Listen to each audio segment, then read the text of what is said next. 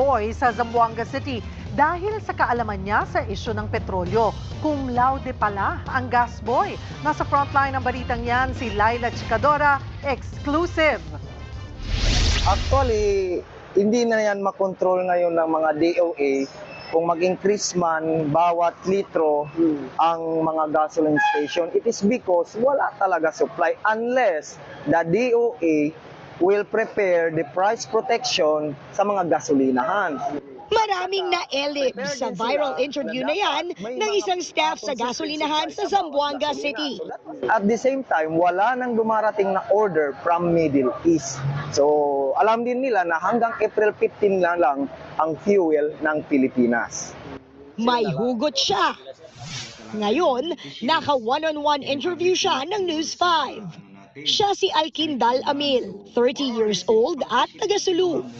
Si Amil ang supervisor ng gasolinahan. Yung kaalaman ko po sa oil price hike, minsan kasi may mga meeting kami ni Sir regarding ganito, nagtatanong ako, Sir, kailan magkakaroon ng price hike, ganito, ganito. Tapos turuan niya ako kung saan ako mag-monitor ng price sa world market. Consistent top student si Amil mula elementary hanggang high school.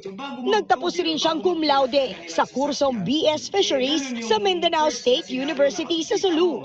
Pero bago maging supervisor, nagsimula rin siya bilang gasoline boy.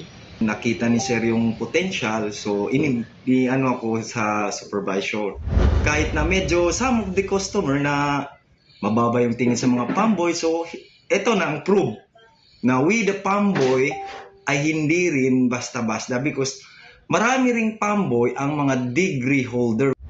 Matapos mag-viral, may pakiusap siya sa netizens. Huwag daw maliitin ang pagiging gasoline boy.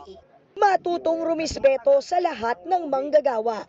Huwag kayong masyadong choosy porque you graduated cum laude.